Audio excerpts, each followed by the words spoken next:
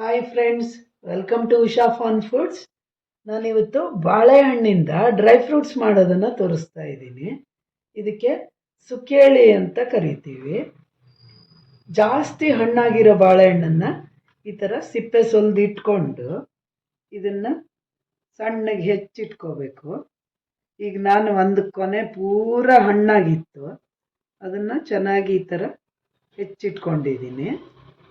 ಇದನ್ನ ಒಂದು 15-20 ಬಿಸಿಲು ಒಣಗಾಕಬೇಕು.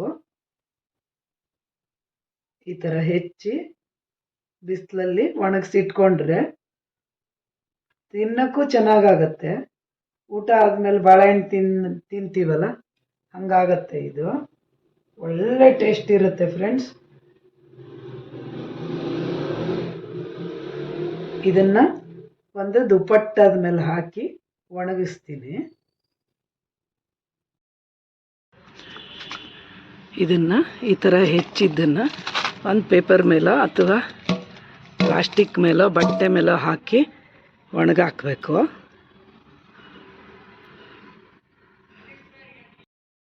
ಥರ ಈಗ ಅರ್ಧಂಬರ್ಧ ಒಣಗಿದೆ.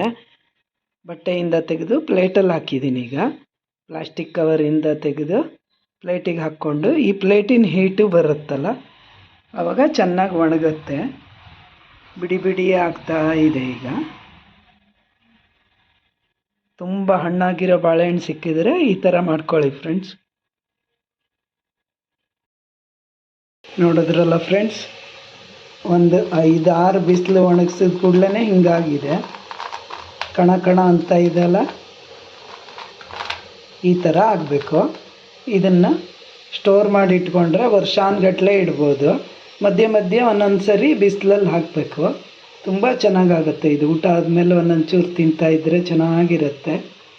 ಇದು ಜಮ್ನೆರ್ಲ್ ಹಣ್ಣು ಫ್ರೆಂಡ್ಸ್, ಭಾಳ ಚೆನ್ನಾಗಿರುತ್ತೆ ಇದು ರುಚಿ.